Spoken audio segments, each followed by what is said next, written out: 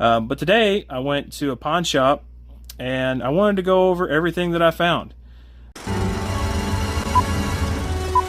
This day is set upon a mighty endeavor, a struggle to preserve our civilization and to set free a suffering humanity. Our sons, pride of our nation, lead them straight and true.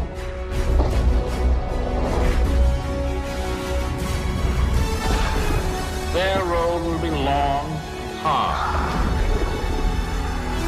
Men's souls will be shaken with the violences of war.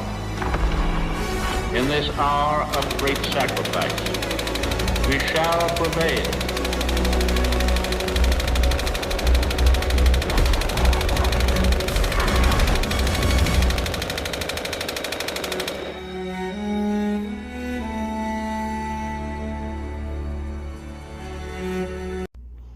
Hey guys, welcome back to Gun Mode, where I'm going to go over all sorts of kinds of stuff that I find in pawn shops, gun shows, my own personal collection, reenacting, and on and on and on it goes. My World War II Jeep, and my own kind of personal feelings. I mean, I got a whole bunch of stuff that I like to do. I like to have fun. Guns are one of the main things I like to do. My wife tells me I get in gun mode sometimes, so that's why we call the channel Gun Mode. But today I went to a pawn shop and I wanted to go over everything that I found. I walked out with $250 of stuff, but I think I made out pretty good. So I wanted to kind of go over what I found. I wanted y'all to kind of give me some reviews and tell me what y'all think. If you guys can help me out, I'm not an expert on everything. I'm an expert on a lot, but still kind of learning as I go, and this channel is for that. I'll probably do follow-up videos on these items specifically as I add them. And here we go. Let's just get started. So first and foremost, I was really excited to find these new old stock, almost appear to be unissued grenade launcher handguards for either A1 or A2, M16A1 or A2. I guess technically you could put it on the A4, but you know, by then you're looking at the quad rail on the M16A4. But I've been wanting to get one of these because I have a reproduction Harrington and Richardson M16A2 that I wanted to put these on just because I felt like the handguards and the M16A2 were kind of, you know, nothing really unique about them, not like triangular or quad rail.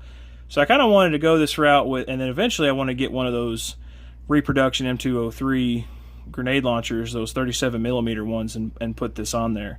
I've got a couple buddies that were over in Iraq during the invasion, and they actually said they carried these, an M16A2 in Iraq, which is kind of crazy when you think about they had got adopted, you know, in the early 80s, and they're carrying them into a battle in the early 2000s with M4s and M16A4s. But because I guess the launchers at the time were not equipped for, I guess, the newer style rifles, they still were rocking, you know, the old M16A2s with the M203 launchers.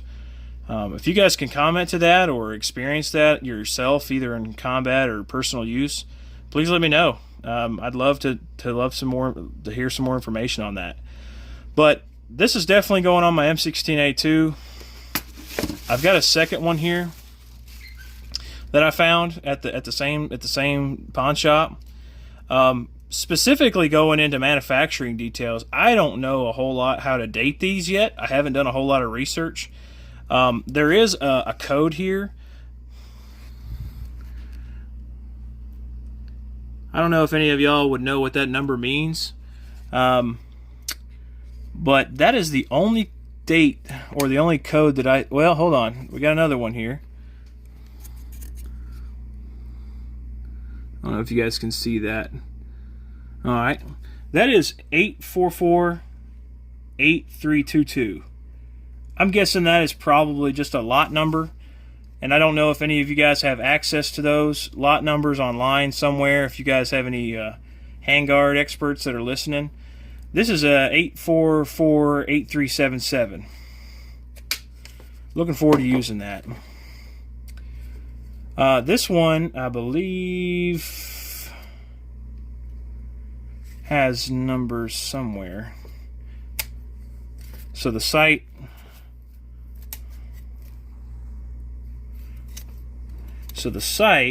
has a different number. I don't know if you can see that or not. It's hard to see, I'm sorry. But it says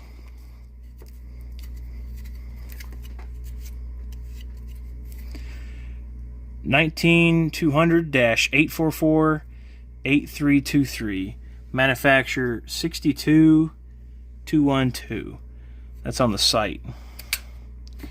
And then on the launch, the handguards itself, 8448377X. I'm sorry, 8X3. I'm guessing that's 887. So if you guys know anything more about these or their codes, please let me know. I don't know if this is vintage Vietnam or if it's in the 80s or you know when it was. I'm guessing whoever had this had both of these had stickers on them. I don't know what these stickers, well, maybe just that one did. I don't know what that sticker would be, but if you guys know any more information about that or got anything to share, let me know. So next in the goodie bag, if you want to show them the goodie bag, this is all my stuff. This is all the stuff I found today. So we're going to go through this whole bag. So we were in an estate sale, picked up some patches for $1. Thought that was pretty cool. Always can use some patches. Speaking of M16A2 handguards, I found a set of these. Just threw them in the lot. Just said, hey, I'm gonna throw that in there, see what you think. And he threw those in. I don't know if these are USGI or if these are after civilian-made production. I don't see anywhere on them at all any type of stampings, codes, forge marks, or stamp codes or nothing. I don't see any markings at all. So if you guys know any more information about that, let me know.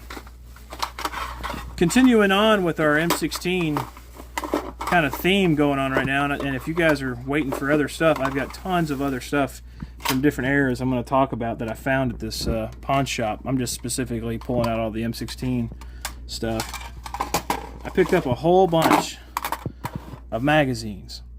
Now, these all are M16. These are Colt AR-15 mags. Two of them are stamped. I believe that one's the... These are both stamped 223.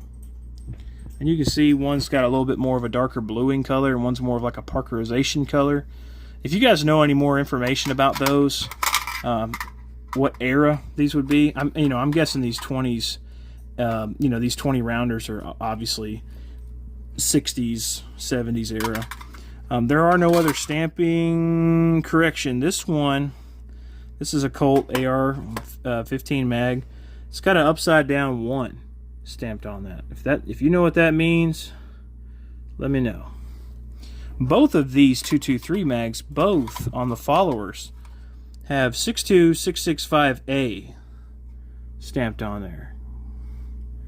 I don't know if you can see that. How about that? Does that work? Yeah. If you guys know what that means, let me know. Let me know. I'm going to do some more research on these. That one looks like it's got a little bit of damage for some reason. But I was really excited to pick those up. I know those Colt AR mags are getting hard to find, and they're going up in value. This one is marked 5.56. So I would assume that this is more of a military Colt mag rather than and it's got IU stamped on the front, whereas the other ones didn't. So I would assume that this is more of a it's got the aluminum follower. But this is the mag that was really curious to me. This mag has a bakelite follower, but it's got a really weird finish on it. This magazine is really heavier, I guess, than the other ones. I'm still guessing that it's aluminum, but it just don't really understand why it's so heavy. I'm gonna try to dig some more into this, but if you guys have ever seen these before, let me know what they are.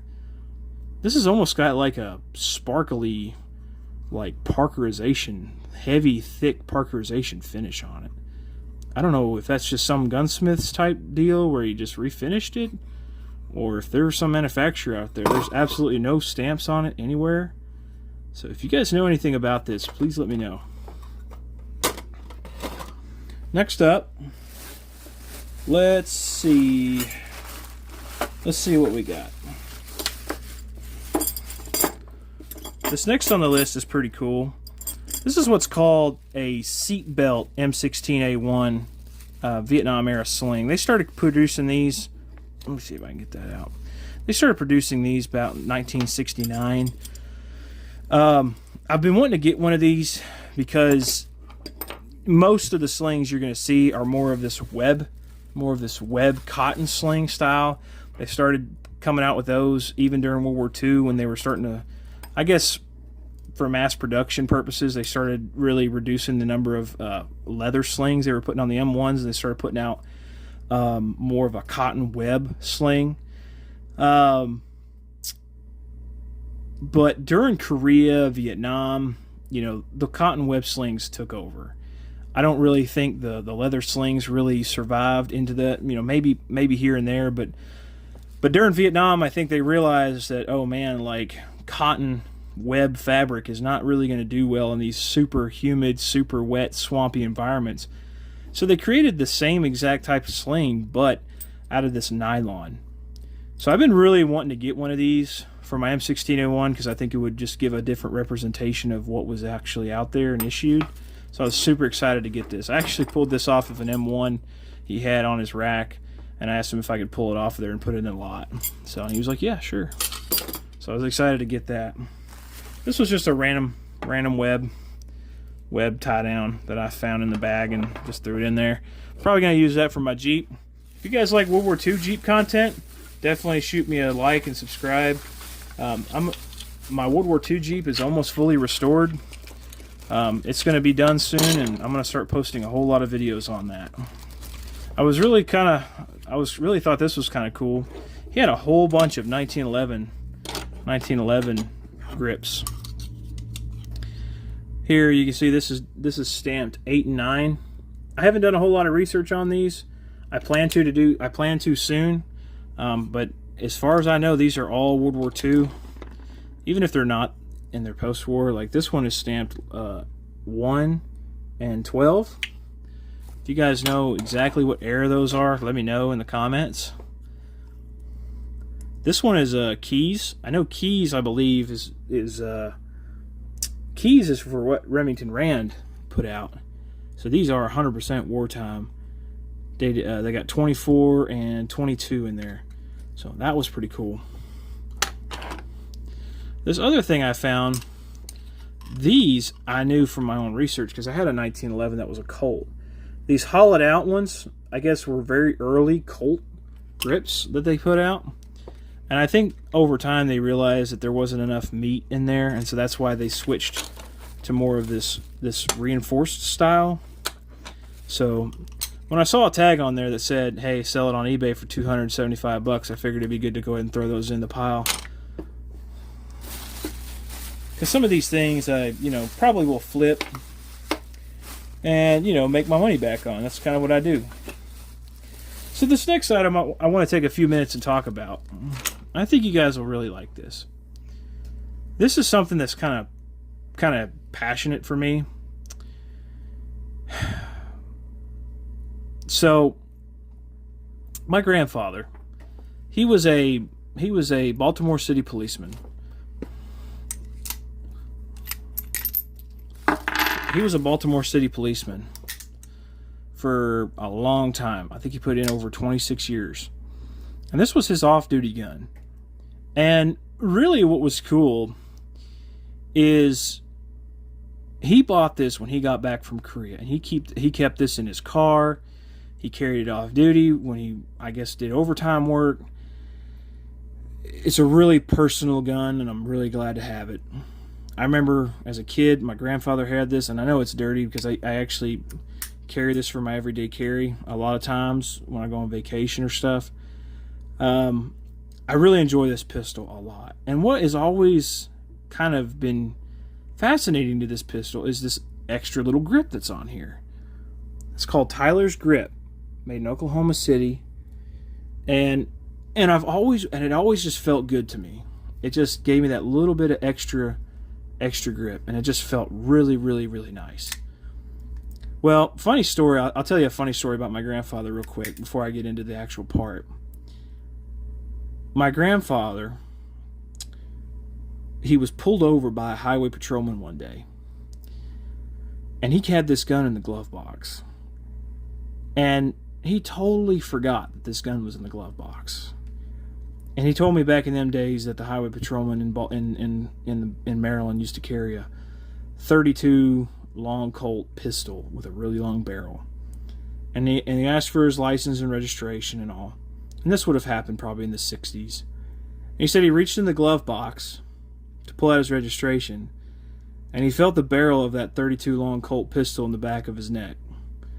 And he said, "Hands where I can see them." And my grandfather froze, pulled his hands up, and he's like, "Hey, just FYI, I'm an off-duty cop, blah, blah, blah." And the highway patrolman's basically like, "I don't care what you are. There's a gun in that glove box. I want to see your hands." So my grandfather, he backed his hands up, totally apologized, completely forgot the gun was in the glove box. And after a while, they got everything sorted out. But it's kind of neat to know that your grandfather, had this pistol in his hand, had it with him all the time. And, having a direct story associated with this gun like that, it's just a priceless piece. Eventually, I wanted to buy another one of these just because I didn't want to put any wear and tear more on this pistol than there already was. And to do that, to make it a real correct, copy of exactly what my grandfather had, I needed to get one of these. Well, I tell you, I looked online, I couldn't find nothing.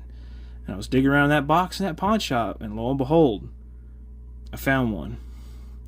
So I'm really excited about that. I think that they still make these. I think you can still find them. But as far as I know, they're like pulling hen's teeth.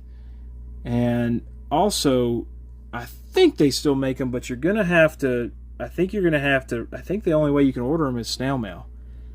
But I'm not 100% certain about that. But I know that whenever I pick up another Model 36, that's the first thing that's going on there.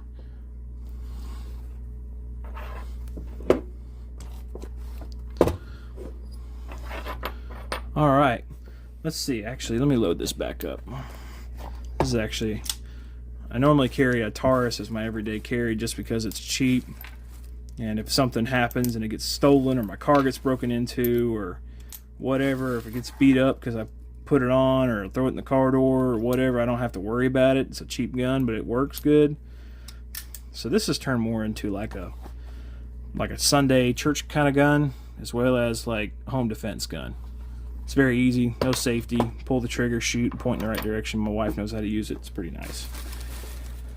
All right, now we're gonna go into magazines.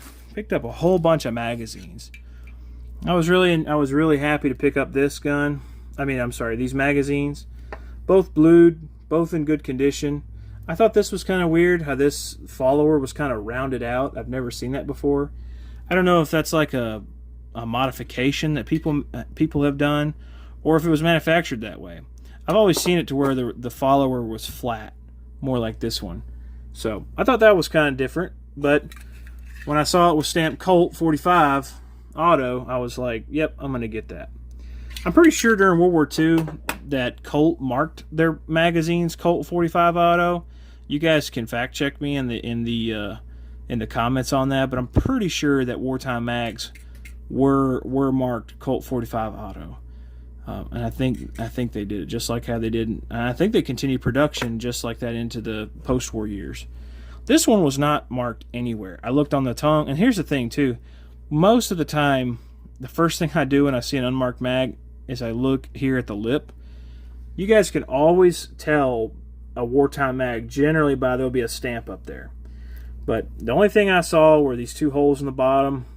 I don't know if this is an identifier of maybe what magazine manufacturer made this. If you guys know, let me know in the comments. The next thing I picked up, which I don't know. I'm probably going to get rid of this, but I saw it, thought it might have some value. I don't know exactly what the prices of these are going for. This is a Walther banner PPK magazine. It looked kind of period for World War II. I know the PPK has been made for years past the war, but I don't know. It just had that feeling of like a World War II. It has like more of a Parkerization to it. And right here you can see, if you want to zoom in on that, you can see the Walther banner. PPK 7.65 millimeter. So I don't know if I'll ever get a PPK or not. That would kind of be an interesting gun to have, but I don't know. We'll see one day. Most guns I like to get are vet bringback guns. Speaking of vet bringback, my next magazine I found in the box was a Luger mag, and some of these are dirty, and I apologize. I literally just like got home and worked on these. This is a really nice World War II Luger magazine. So this one is the middle of the road type magazine. So World War I, early World War II, they were making the wood bottom magazines.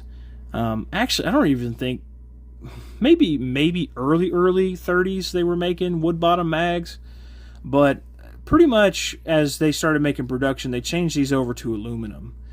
And then eventually, towards the end, when they made the Black Widow Luger, they changed them over to Bakelite, to a black Bakelite. But this one I just picked up because I actually have a Luger, and you can see this is dated 2 at the top, and this number up here would symbolize that this is the second magazine assigned to the gun. So usually Luger magazines will have 2 magazines, one in the gun and one in the one in the gun and one in the holster. So usually they'll have a 1 or a 2 to symbolize which gun it is. This magazine does not look scrubbed or forced matched. This looks like it's the original number. So a lot of times, you know, throughout the war, sometimes magazines get mismatched, and they would literally grind these numbers off and then restamp them. But this looks like the original number. It's 3466. So, and then it's got a Waffen proof on it with a swastika, and you can see it, and it's stamped with an L next to it. So if you guys know anybody that has serial number 3466 Luger, tell them to contact me, and I like to see a magazine go back to its original home. So that would be kind of cool to find. But this magazine is going to work really well with a gun I'm going to talk about next.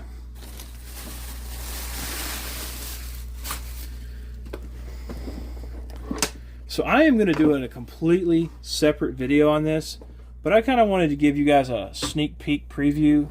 This is, oh man,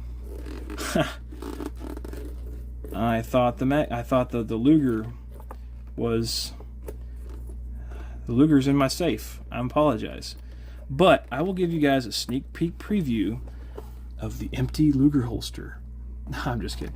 Actually, the Luger is in my safe, and I am going to do a whole entire video on this. This was a pistol. Here you go. This was a pistol that my wife and I found on Gunbroker. And anytime I find any type of piece of memorabilia, firearm history that's got some sort of identifier of who brought it home, I'm probably going to snatch that up. And I actually did do all the research on it. I dug deep. And if you pan over here, that is all the paperwork and even a book that mentions how this pistol was brought home. And again, it's in my safe, but just to give you a comparison to this, here is another magazine that was brought home with that gun.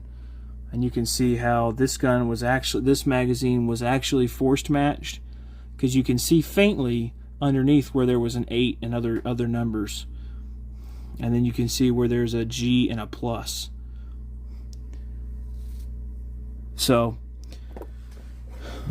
guys, please like and follow if you guys want to see this really awesome gun. It's really gonna be cool. I'm probably gonna shoot it. I haven't actually shot it yet, but I definitely want to do a full video on this Luger. I think you guys would really enjoy that. Alright, and I think what we'll actually do is I'll actually probably just keep this magazine as a spare. just in case I want to go shooting at the range and just don't want to load 2 magazines all the time. Next on the list, we've got a whole bunch of military canvas. I was really excited to get all this because I plan on taking this and putting it on the Jeep. But I got 3 bags. They're ammunition carrying cases. So if I am correct on this, these appear to be from World War II.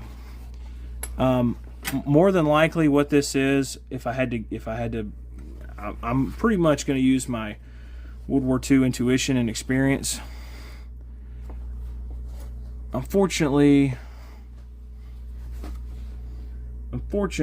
most of it has been faded on the inside, and then probably that's to the most of that. See, Boston, Massachusetts, United Car is the maker of the snap, and it's a lift the dot snap. The stenciling's kind of worn on here. You can't really read it. I'm pretty sure that's ammunition and B12, but I can't see for certain. If you guys know from just what you saw in the video what that stencil would be, let me know. But this and this too, this is an exact copy of what this is. And this says B12 case ammunition, and I don't know what the bottom numbers are. But basically what this is a magazine carrier for the Thompson. I'm probably going to add a picture of it overlaid on this video here in a second.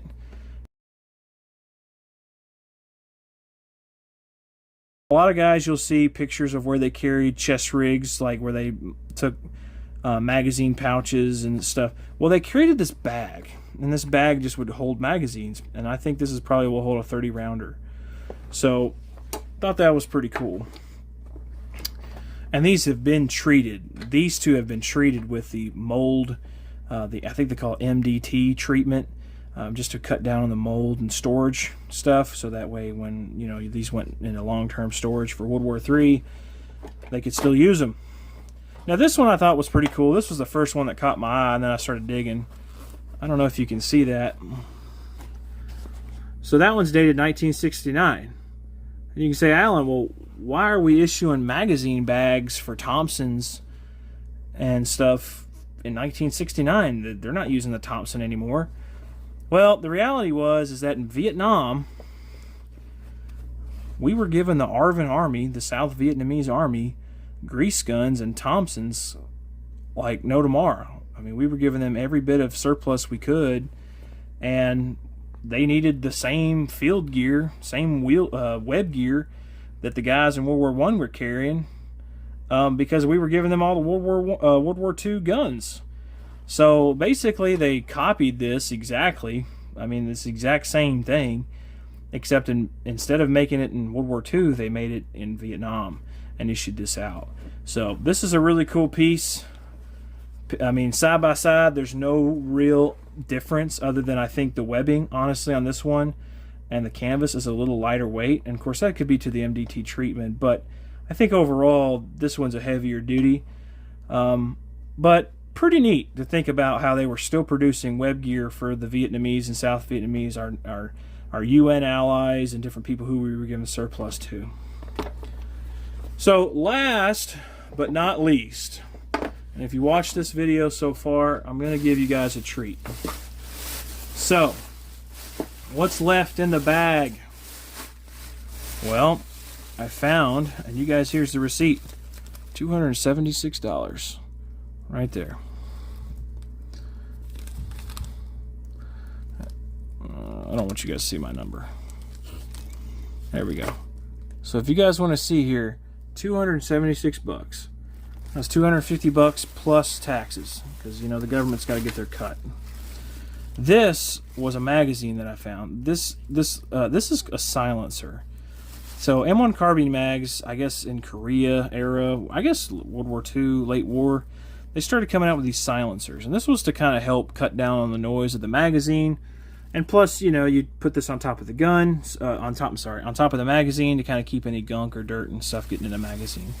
Still came in the wrap paper. I couldn't keep myself I couldn't hold myself back from opening it up once I got it, because I wanted to see who made it.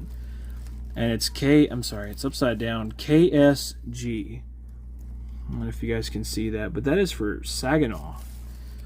Well, man, I just wish I had a Saginaw M1 carbine to put this in.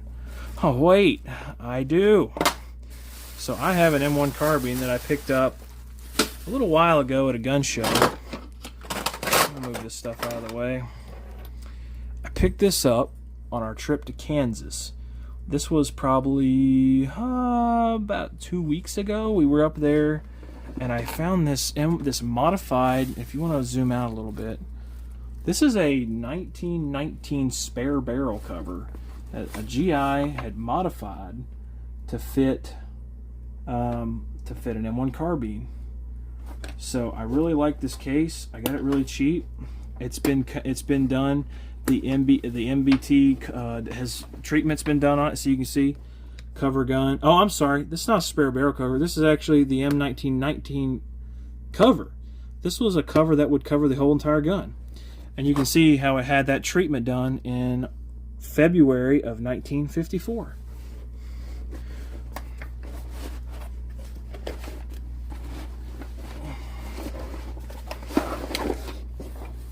And you can see here on this how the GIs they literally sewed this in. And I wanted to see what kind of magazines I had. That's an MN for National Postal Meter, and that is a SE for, I think, standard hardware. Don't quote me on that. So we'll step this aside. And they actually sewed an M1 carbine sling to it as well. And you can see, it's hard to see, but you can see how they stenciled that they had done I believe it's MBT. Correct me if I'm wrong in the comments, but you can see where they dated it as well. So this is my Saginaw M1 carbine. Picked this up a while ago at a gun show. Really enjoyed this carbine. I'm not going to dive into the carbine right now. It is pretty neat. It has the rack number back here. I can take this off, but you can see the rifles serial numbers back here. This is actually a South Korean return. I know that the Koreans haven't actually sent us over a whole bunch of rifles. This somehow got back. But I'm going to do a separate video on this carbine. But I want to see just real quick, and you can see on the receiver, Saginaw. This gun was made in Michigan. That's GQ, quality hardware, and MN for National Postal Meter. But let's see what gun magazine I have actually in the gun. That's IA for inland. So this is the moment of truth. I'm actually going to be able to put a Saginaw magazine in a Saginaw gun, and that's a pretty cool moment to know that now it's complete. So I really appreciate you guys watching this video. I've got a bunch more coming out. If you're a reenactor, I'm going to do a whole bunch of blank videos.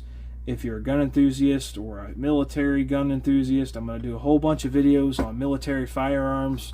I'm going to be shooting them, shooting all sorts of stuff.